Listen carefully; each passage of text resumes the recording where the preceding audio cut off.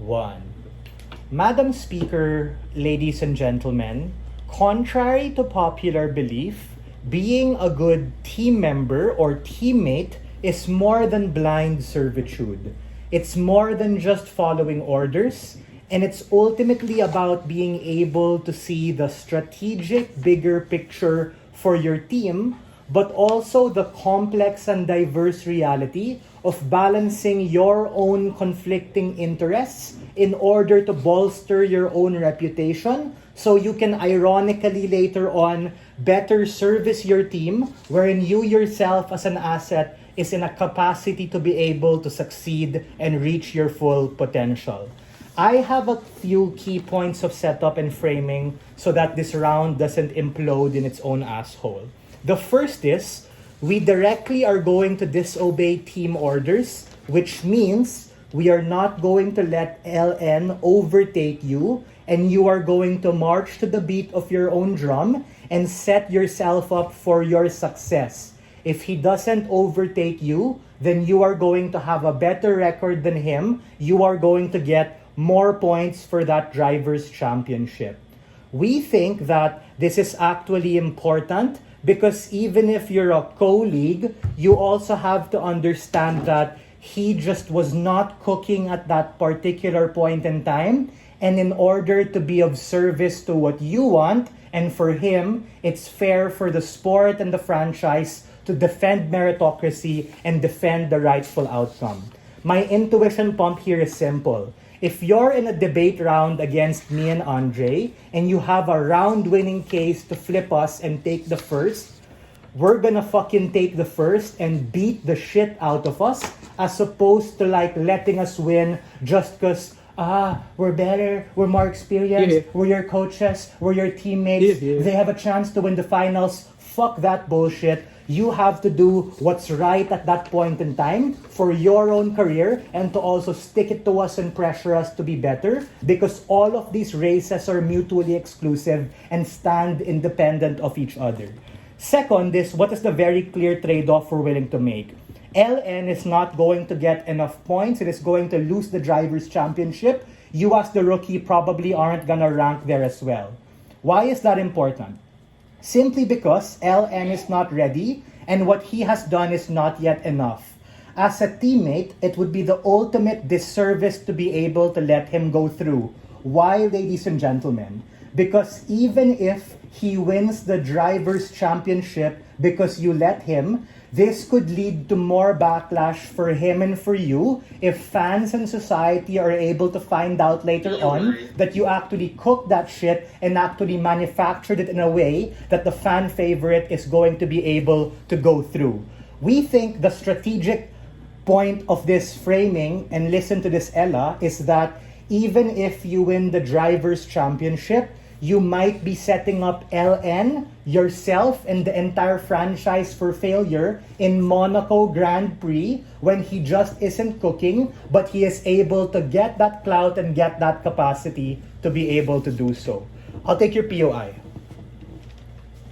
Second place and first place have a very small actual difference in points. That means Lando Norris must be very close to actually getting this championship. You two have the same car and are on the same team, so shouldn't you also support him? No, because no one really remembers who fucking gets second, and we think what matters more is being a champion. But if you yourself and your teammates in society realize that you gave it up just for that to happen, then that is bad. I get what you're coming from. You're saying there is no difference if you let him go through. I challenge the lens of that and tell you that the difference to that is selling yourself short and putting someone who is not in a capacity to succeed at that point in time at a foothold above you, and that ultimately becomes a disservice. What is my argument today? My argument is about why disobeying orders is going to be good for A, you as the actor who is making that decision, B, LN, even if it stinks, and C, your Formula One team and franchise later on, even if the managers might get upset and people in the short term are going to get pissed off. Why? My first layer of analysis here is to be able to understand the tipping point. The Drivers' Championship is important, But think about it like a speaking order ranking. What really matters more to everybody is to be able to have a chance to win the whole goddamn thing, to be able to win Monaco Grand Prix. How is letting LN overtake you a harm to being able to win the Monaco Grand Prix? You have to understand that in the Monaco Grand Prix, you're going to fight other beast mode drivers. Other drivers from other teams like Red Bull, etc., who want to be able to beat the living shit out of you. And if you allow LN to overtake you, this gives him a false sense of confidence that he's actually ready for the succeeding legs in the race. Meaning, sure, he's able to get a free place and rank in the Drivers' Championship and win that, but it may skew his psyche because he thinks that he's hyped up for Monaco Grand Prix. But opposition might say, yeah, brah, but that's the motivation you need. It's like a confirmation thing. You gotta feel good to be able to get good. No, because at that point in time, he had to be able to beat you, the rookie. But if he made certain mistakes that didn't set him up for that capacity, then that might bite him in the ass later on, similar to debate, where you miss certain obvious first principles or basics, and we think sticking it to him and showing the team and showing your managers those vulnerabilities becomes the very point to actually correct it and make it better. Yes, you don't win the Drivers' Championship, but you're able to call out the managers and sponsors and people behind it to be able to make those micro adjustments. Absent you letting him not win and you striving for greatness, it becomes a confirmation bias. They're gonna think that, what got Lando here is gonna get him there, and we think we challenge the lens of that.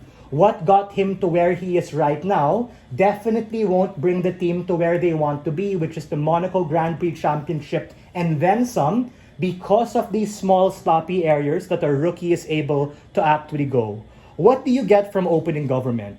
You get a very clear set of motivations and you get a very clear incentive structure as to how losing in the short term or causing some drama is worth it and good in order to set you up for greater capacities. We are very proud to open this debate.